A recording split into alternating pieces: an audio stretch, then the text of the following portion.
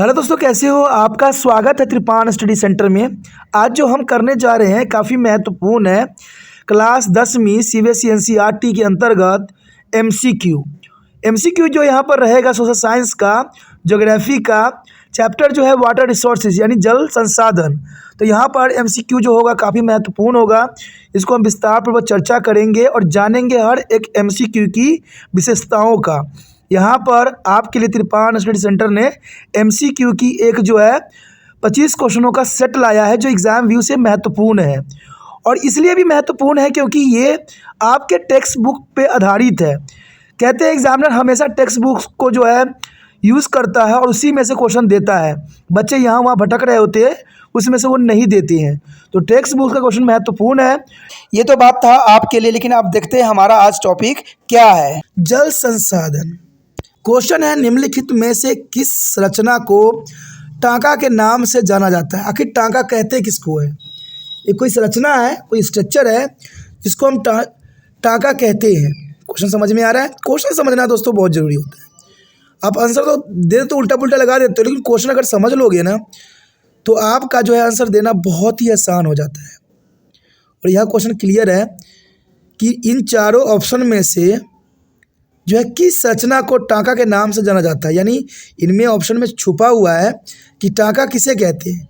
क्या ए पीने के उद्देश्य छतों से संग्रहित वर्षा जल के भंडार के लिए भूमिगत टैंक को हम कहते हैं, या बी वर्षा जल भंडारण के लिए छतों पर टैंकों का निर्माण के लिए हम करते हैं। अब देखिए, वर्षा जल भंडारण के लिए छतों पर टैंकों का निर्माण। अब देखिए, कोई बच्चा अगर ढंग से इसको पढ़ेगा ना तो इसको ऑटोमेटिक एक दिमाग में बात स्ट्रक करेगा कि अगर छतों पर हमें पता है कि छत पे ही टैंक होता है, लेकिन पूरे छत का पानी टैंक में, इतने ऊंचे टैंक में हम डाल कैसे सकते हैं? देखिए, समझ वाली बात है ना। तो चलिए, समझ गए हो तो बी को एलिमिनेट पहले ही कर दो।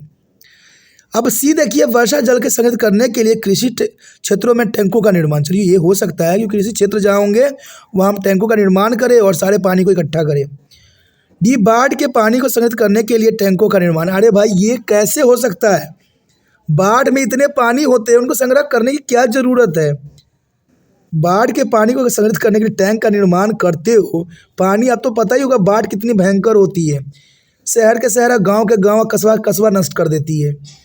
तो उसको हमें संग्रह करने की क्या ज़रूरत है? अब देखिए, ऑप्शन से ही पता लग जाता है कि भाई ये गलत बिल्कुल ही है। तो देखिए, दो ऑप्शन तो ऑलरेडी त्रिपान स्टडी सेंटर ने रिजेक्ट कर दिया, बी और डी। अब द्वंद्व रह गया ए और सी में। ए और सी में जो सबसे बेस्ट होगा वो आंसर होगा। चलिए, अपने नोटबुक पर नोट कीजिए, आपको इतना आसान कर दिया गया है। नोट कीजिए कौन सा आंसर सही होगा। तो आपने नोट कर लिया होगा। चलिए, अब हम द्वंद्व करते हैं ए और सी में कि आखिर क्यों। आपको ऑलरेडी मैंने ए कहते हैं किसको हमने एलिमिनेट किया था, बी, और डी को किया था ना, क्योंकि हम छतों पर टैंक तो निर्माण करके हम भंडारण कर नहीं सकते, बाढ़ के पानी संग्रहित करने की जरूरत नहीं है। तो बी और डी तो एलिमिनेट हो गया। अब बात यहाँ समझने के लिए रह गया ए और सी। देखिए, वर्षा जल को संग्रहित करने के लिए कृषि क्षेत्रों में टैंकों का निर्माण, अगर आपने इसका सही आंसर बोला है, सी लगाया है, तो आपने बिल्कुल ही गलत लगाया है। क्यों? क्योंकि देखिए, वर्षा जल को संग्रहित करने के लिए कृषि क्षेत्रों में टैंकों का निर्माण, हम कृषि क्षेत्र में चलो टैंकों का निर्माण कर देते हैं, ठीक है, कर दिया। जहाँ खेती होता है टैंक बना दिया, अंडरग्राउंड बना दिया। तो पानी के साथ तो मिट्टी मिट्टी भर जाएंगे, लेकिन उतना पानी से होगा क्या? होगा, कृषि आपका हो जाएगा पूरा पूरा। छोटे मोटे कृषि के लिए तो हो सकता है, लेकिन कृषि का मतलब होता है काफ़ी एरिया। तो आपका सी आंसर हो कैसे सकता है? तो आप आंसर पता लग ही गया होगा कि इसका आंसर ए है, पीने के उद्देश्य से छतों से संग्रहित वर्षा जल के भंडारण के लिए भूमिगत टैंक।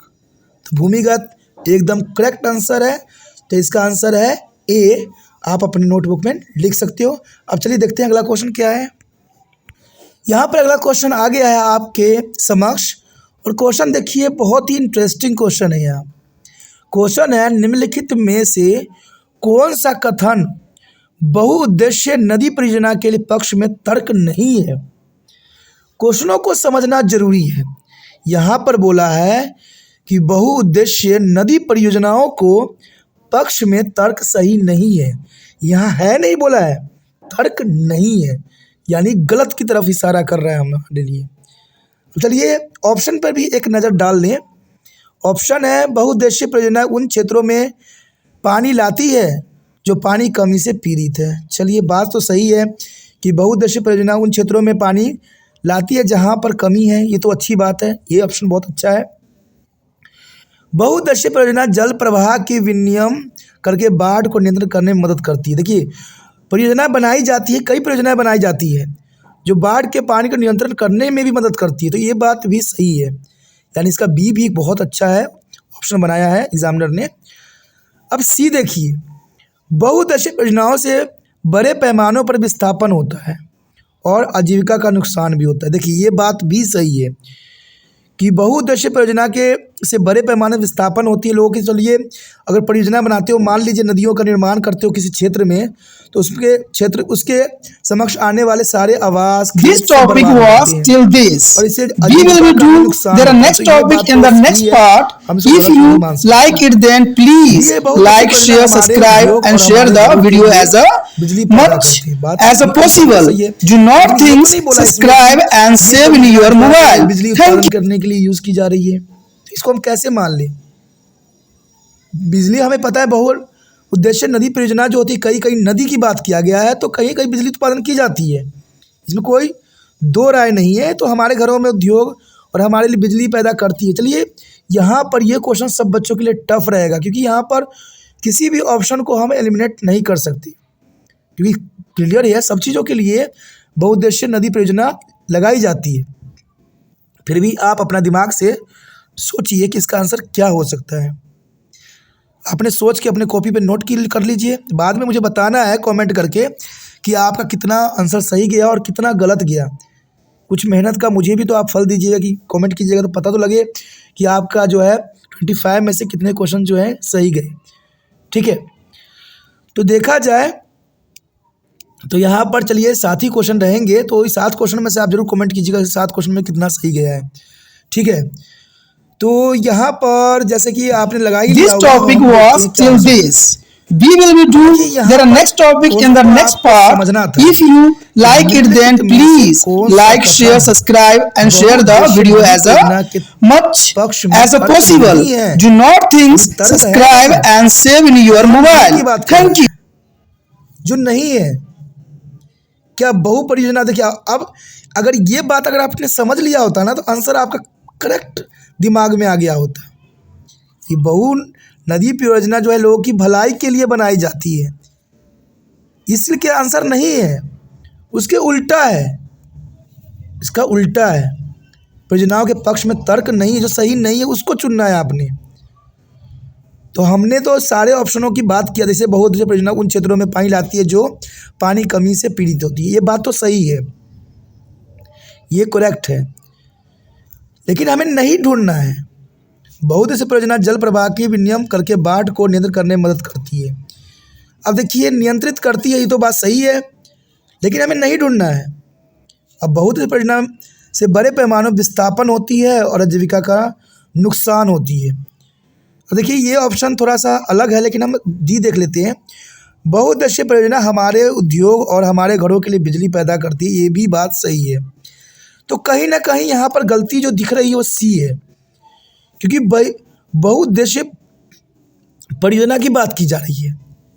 बहुउद्देशीय परियोजना से बड़े पैमानों पर विस्थापन होती है। चलिए बड़े पैमाने पर विस्थापन तो नहीं होगी, कुछ हद तक होगी, ये बात सच्चाई है। और आजीविका का नुकसान होगी, लेकिन इतना अधिक नहीं होगी कि लोगों को मुसीबत ही आ जाए, क्योंकि परियोजनाएं बनाई जाती है अच्छे के लिए, लोगों की भलाई के लिए। तो इसका आंसर सी है। देखिए दोस्तों, आपको चूज़ करना है, छांटना है कि भाई कौन सा ऑप्शन करेक्ट है, लेकिन क्वेश्चनों को समझना भी ज़रूरी है। यहाँ क्वेश्चन था कि बहुउद्देशीय नदी परियोजना के पक्ष में तर्क नहीं है, जो सही नहीं है उसको चुनना था हमने। ठीक है, सही वाले को नहीं चुनना था, गलत वाले को चुनना था। तो यहाँ तो सारी बातें सही थी, सिर्फ सी में जो थी कुछ गलतियाँ थी। बड़े पैमाने पर विस्थापन नहीं होना और आजीविका का इतना अधिक नहीं नुकसान होता जितना नुकसान की बात कर रहा है ये। तो यहाँ क्वेश्चन ये काफ़ी महत्वपूर्ण था, काफ़ी दिलचस्प था। आगे जो हमारे समक्ष आया है अगला क्वेश्चन, ये काफ़ी महत्वपूर्ण है और क्वेश्चन है कि कौन सा ताजे पानी का स्रोत नहीं है। देखिए क्वेश्चन क्लियर है, समझ में आ गया होगा कि इसमें से कौन सा जो है ताजे पानी का स्रोत नहीं है। देखिए हमने भूजल के बारे में पीछे किया है कि वो पानी जो है ताजे पानी का स्रोत है, तो ये काफ़ी महत्वपूर्ण है। तो भूजल जो, चलिए ये तो हमें पता है कि ये ताजे पानी का स्रोत है, लेकिन हमसे पूछ लिया है कि ताजे पानी का स्रोत नहीं है। तो ये देखिए ग्लेशियर और बर्फ की चादरें, बी भूजल, सी सतही अफवाह, डी महासागर। तो सोच के थोड़ा सा आंसर दीजिए, अपने कॉपी पर नोट कीजिए, जो काफ़ी महत्वपूर्ण रहेगा। बाद में मुझे बताना भी है कि कौन सा क्वेश्चन आपको कितना सही गया है। तो आपने नोट कर लिया होगा। चलिए अब देखते हैं कौन सा ताजे पानी का स्रोत नहीं है। नहीं की बात कर रहे हैं। देखिए ग्लेशियर और बर्फ की चादरें, क्या ये ताजे पानी का स्रोत हो सकते हैं कि नहीं होंगे। ग्लेशियर से पानी को पिघलना, बर्फ की चादरों का पिघलना, क्या ये शुद्ध पानी होगा कि अशुद्ध होगा? सोचिए दोस्तों, ये शुद्ध पानी का होता है। ये ग्लेशियर की पानी जो होती है बर्फ़ के रूप में होती है, और ये शुद्ध पानी होती है, ताजे पानी का स्रोत होता है। कहते हैं ना ग्लेशियर की पानी काफ़ी इंपॉर्टेंट होती है, पीने लायक होती है। और भूजल को तो हम पहले ही कह चुके हैं कि भाई ताजे पानी का होता है, तो दोनों ऑप्शन तो सही है। अब यहाँ द्वंद्व रह गया सी और डी में। सतही प्रवाह, सतही प्रवाह जो है ये भी ताजे पानी का स्रोत है, लेकिन इतना अधिक यूज़ नहीं होता है। ये भी सतह प्रवाह जो होती है ताजे पानी का स्रोत है, लेकिन इतना यूज़ नहीं होती है। लेकिन महासागर, आपको पता है कि महासागर में पानी की कमी नहीं है। महासागर में तो इतना पानी है कि हमारा कहते हैं कुछ भी, कहते हैं पानी की कमी नहीं महसूस होगा। लेकिन आपको मैं बता दूं, महासागर में से अगर एक बाल्टी पानी अगर उठाइएगा तो सिर्फ पीने लायक पानी एक बूंद ही मिलेगा आपको। एक बूंद का मतलब समझ सकते हो, क्योंकि आपको पता ही होगा कि जब हमारे पास महासागर में इतना पानी है, फिर भी हम ये क्यों कहते हैं कि पानी ख़त्म हो रहा है, पानी को सेव करो, वाटर इज़ अ लाइफ क्यों कहते हैं? क्योंकि पानी जो है महासागर का खारा होता है, वो पीने लायक नहीं होती है। देखा जाए तो अमेरिका ने भी इस पर रिसर्च किया था, पानी शुद्ध करने की कोशिश किया था, लेकिन जितना पानी वो शुद्ध नहीं कर सका, उससे 100 गुना जो है उसको कॉस्टली पड़ गया, कॉस्ट पड़ गया। इसलिए उसने भी छोड़ दिया महासागर से पानी प्योर करने का। तो आपको समझ में आ गया होगा कि ताज़े पानी का स्रोत नहीं है, वो है महासागर। तो आंसर आपका है डी, महासागर जो है ताज़े पानी का जी जो है सर नहीं है स्रोत। आगे चलते हैं, देखते हैं क्या है अगला क्वेश्चन। अगला क्वेश्चन आपके समक्ष आ गया है। क्वेश्चन काफ़ी महत्वपूर्ण है कि फ्लैकन मार्क के अनुसार जल तनाव तब होता है जब, देखिए फ्लैक मार्क एक जो है थिंकनर है और एक राइटर है। उन्होंने जल तनाव जल के बारे में बताया था, अपनी थ्योरी दी थी। तो उनकी थ्योरी काफ़ी महत्वपूर्ण थी। अब देखा जाए तो उनकी थ्योरी के अंतर्गत यहाँ कुछ ऑप्शन दिए हुए हैं, क्या सही हो सकता है। ये दिया है पानी की उपलब्धता प्रति व्यक्ति प्रतिदिन 1000 घन मीटर से कम है, चलिए ये दे दिया उन्होंने। बी पानी कोई कमी नहीं है, चलिए ये तो देंगे ही नहीं, कभी कोई भी नहीं देगा ये ऑप्शन। बाढ़ है, यानी बाढ़ का पानी हमारे पास बहुत है, इसलिए हमें कोई टेंशन नहीं है, भाई गलत है। यानी यहाँ पर बी और सी तो ऑलरेडी एलिमिनेट हो गए, क्योंकि ये बिल्कुल ही ऑड है। कोई भी राइटर, कोई भी थिंकनर्स ऐसी बात बोल ही नहीं सकता कि हमें पानी की कमी नहीं है। अरे पानी की कमी इतनी है कि हर लोग जो है परेशान है। और बाढ़ के पानी इतने महत्वपूर्ण होते तो हमें तो पानी की जरूरत ही नहीं पड़ती। चलिए बी और सी तो ऑलरेडी एलिमिनेट हो गया। डी है पानी की उपलब्धता प्रति व्यक्ति प्रतिदिन 1000 घन मीटर से अधिक है। अब चलिए द्वंद्व हमारे रह गए ए और डी में, तो आप अपना सही आंसर चूज़ कीजिए, फिर देखते हैं कि आंसर सही कौन सा है। आपने चूज़ कर लिया। चलिए देखिए फ्लैकन मार्क के अनुसार कोई व्यक्ति क्या बोल सकता है। क्या आपने डी लगाया है? अगर आपने डी लगाया है तो आपका आंसर जो है बिल्कुल गलत है, क्योंकि डी नहीं है दोस्तों। अब ये कोई व्यक्ति थोड़ी बोलेगा कि पानी की उपलब्धता प्रति व्यक्ति प्रतिदिन 1000 घन मीटर से भी अधिक है। अरे कितना पानी अगर हम बात करते हैं, अगर अधिक है तो पानी की कमी कैसे रह जाएगी फिर? तो ये फ्लैकन मार्क ने कहा नहीं होगा, ये गलत है, डी गलत है। तो इसका मतलब आंसर है ए। जिन बच्चों ने ए लगाया उनका आंसर सही गया। यानी पानी की उपलब्धता प्रति व्यक्ति प्रतिदिन जो है 1000 घन लीटर से भी कम होना चाहिए, तभी जो है पानी की तनाव को हम कम कर सकते हैं। और ये बात फ्लैकमार्क ने कही थी अपनी बुक में, जो कि काफ़ी महत्वपूर्ण था। आगे चलिए देखते हैं आगे क्वेश्चन क्या है। आगे जो हमारे समक्ष आया है ये काफ़ी दिलचस्प क्वेश्चन है। क्वेश्चन देखिए, आप सोच में पड़ गए होंगे कि यहाँ पर ऑप्शन जो है इतने सारे ऑप्शन हैं, अब इसमें से ढूंढना कितना मुश्किल होगा। 4 ऑप्शन ढूंढना ही हमारे लिए बहुत ही टेढ़ी खीर होती है। तो यहाँ पर इतने सारे ऑप्शन में से ढूंढे का क्या जाए। तो बात आपकी सही है, कि इतने सारे ऑप्शन में से ढूंढे क्या। लेकिन देखिए एग्जामिनर होते हैं वो कुछ भी क्वेश्चन डाल देते हैं, तो बच्चे की इंटेलिजेंसी होती है कि वो आंसर देते कैसे हैं। चलिए फिर भी हम क्वेश्चन को देख लेते हैं। क्वेश्चन क्या, निम्नलिखित में से कौन सा पानी की कमी का कारण नहीं है। देखिए क्वेश्चन समझ सकते हो आप क्या है कि निम्नलिखित में से कौन सा पानी कमी के कारण नहीं है। पानी किनके कारण कम नहीं होता है, किनके कारण पानी की कमी के कारण नहीं है, कौन सी है। अब देखिए बढ़ती जनसंख्या पानी की कमी का सबसे बड़ा कारण है, लेकिन नहीं की बात किया गया है वहाँ। अधिक पानी वाले फसल उगाना, भाई इससे तो बहुत पानी कम खत्म हो जाएगी। 2 ऑप्शन तो बिल्कुल ही गलत बोला गया यहाँ। बढ़ती जनसंख्या के कारण पानी की समस्या पैदा हुई है। अगर अधिक पानी वाले हम फसल उगाते हैं तो हमारे धरती में ग्राउंड वाटर तो बचेगा ही नहीं। तो ए और बी तो चलिए एलिमिनेट हो गया। सिंचाई सुविधा का विस्तार, अगर सिंचाई सुविधा का अधिक विस्तार करते चले गए तो कुछ हद तक यह पॉइंट रह सकता है, क्योंकि बहुत इंपॉर्टेंट ही है कि सिंचाई सुविधा का विस्तार करने से कृषि में बढ़ोतरी होगी। खेतों में व्यक्तिगत कुएं और ट्यूबवेल लगाना, अब देखिए अगर व्यक्तिगत सारे बंदे अगर कुएं और ट्यूबवेल लगा लिए तो ग्राउंड वाटर का क्या दशा होगी। आप तो सोच ही सकते हो कि दशा क्या हो जाएगी। चारों तरफ ही पानी रहेगा, तो पानी ग्राउंड वाटर ऑटोमेटिक जो है उसका लेवल नीचे चला जाएगा। और सिंचाई की सुविधाओं का विस्तार कर ले तो इसका भी यही कारण बनेगा। तो यहाँ देखा जाए तो ए बी सी डी सारे एलिमिनेट हो चुके हैं, क्योंकि सब गलत बात बता रहे हैं। बढ़ती जनसंख्या सबसे बड़ा कारण बनती है। पानी वाले फसल अधिक उगाओगे तो पानी की कमी तो होगी। सिंचाई सुविधा का विस्तार करोगे फिर भी पानी की कमी होगी। खेतों में व्यक्तिगत कुएं और ट्यूबवेल हर व्यक्ति लगा दे व्यक्तिगत, तो पानी की समस्या तो और खड़ी हो जाएगी। ग्राउंड वाटर डायरेक्ट नीचे चला जाएगा। अब द्वंद्व हमारे समक्ष रह गया EFG में, यानी जल संचरण तकनीक के द्वारा।